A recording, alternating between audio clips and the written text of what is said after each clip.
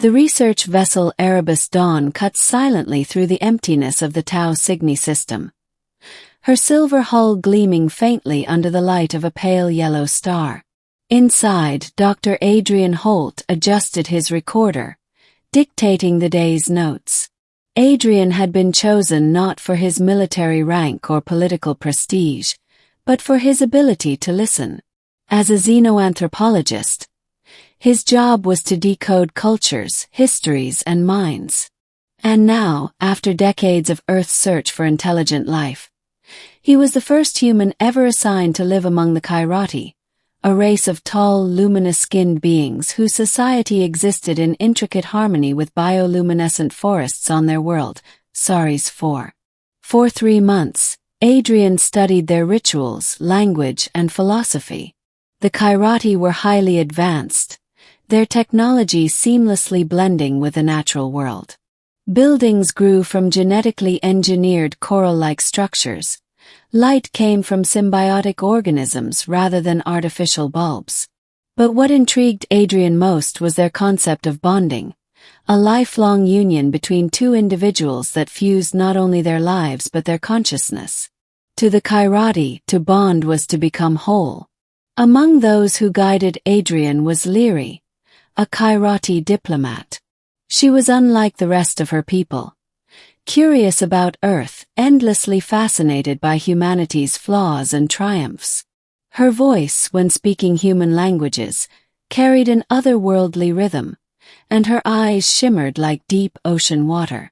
They would spend long evenings in the crystalline gardens, discussing love, war, poetry, and the meaning of existence.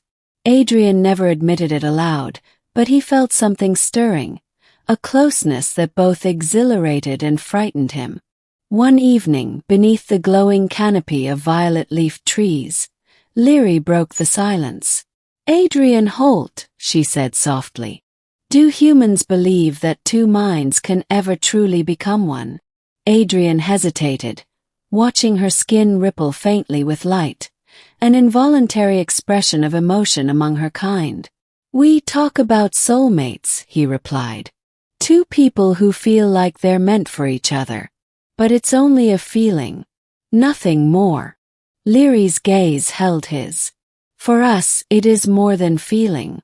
It is real. When two Khairati bond, their thoughts, their dreams, even their heartbeat can be shared. Nothing is hidden." Adrian swallowed. "That sounds terrifying. And beautiful." Lyri smiled faintly. "Perhaps one day you will understand." Weeks passed, and Adrian's role became more complex. Earth's leaders demanded reports not only on culture but also on the Khairati's willingness to form alliances. Tensions between Earth's fractured nations made unity fragile. A relationship with the Khairati might change everything. But Adrian began noticing subtle changes in Lyri. She lingered longer in conversations, her bioluminescence flickering unpredictably when he was near. He tried to dismiss it as misinterpretation, until the night she asked him to walk with her to the glass shore, where the ocean glowed with waves of blue fire. There, under alien stars, she revealed what she had kept hidden. "I have spoken with the council," Lyri said. "They disapprove of my closeness to you. They believe humans are not ready for such intimacy. But I do not agree." Adrian felt a knot tighten in his chest. "Lyri, what are you saying?" Her luminous skin brightened, bathing him in soft light. "Adrian Holt, I wish you were my husband."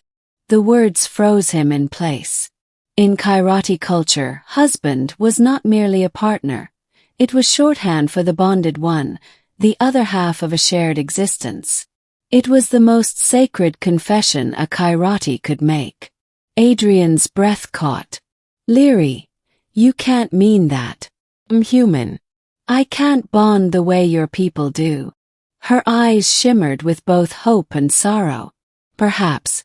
But when I am near you, I feel as though my mind already reaches beyond itself. You are unpredictable, flawed, and yet you carry a warmth our people have never known. I do not care what the council decrees. My heart has chosen. Adrian struggled. 1,000 warnings from Earth Command echoed in his head. Do not interfere. Do not entangle yourself emotionally. Yet the truth he had buried threatened to break free. Leary, he whispered, I felt something too. But if we crossed that line, it wouldn't just be about us. It could change everything. She stepped closer, her hand, warm and strangely human, brushing his cheek. Then let it change everything. That night Adrian could not sleep. He walked alone by the ocean, replaying her words. Part of him longed to surrender, to let this strange and luminous woman entwine her life with his. But another part screamed caution. Humanity's first contact was fragile. A scandal could shatter trust before it began. The next day, an urgent message arrived from Earth Command. A rival human faction had intercepted signals of Adrian's communications and spread propaganda that Earth was about to be subjugated by alien influence. Paranoia flared back home. Adrian was ordered to end unnecessary fraternization and secure an official treaty. He felt sick. To Earth's leaders, Leary wasn't a person, just a diplomatic tool. When he met Leary again in the crystalline garden, she already knew. Her kind could sense tension like vibrations in the air. They want to use you, she said quietly. Use me. As if our lives are bargaining chips. Adrian lowered his gaze. They don't understand. Her voice trembled. And do you? Do you understand what I asked of you? He looked up, meeting her glowing eyes. Yes, and I want it too. But I don't know how to choose between my world and you. For a long time she said nothing. Then she reached into a pouch at her side and drew out a small, crystalline shard, pulsing faintly with light. This is a bonding crystal, she explained. It can begin the process between two minds. Even if you are human, it will allow me to share part of myself with you.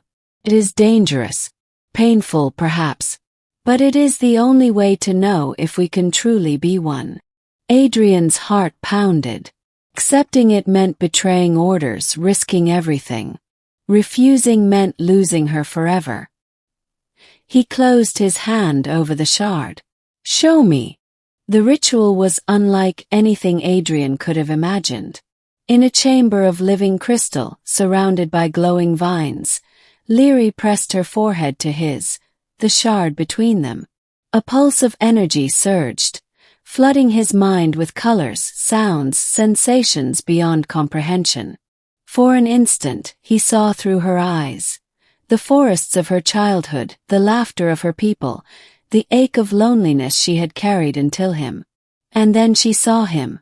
The crowded streets of Earth, the grief of losing his brother in war, the quiet determination that had carried him into the stars.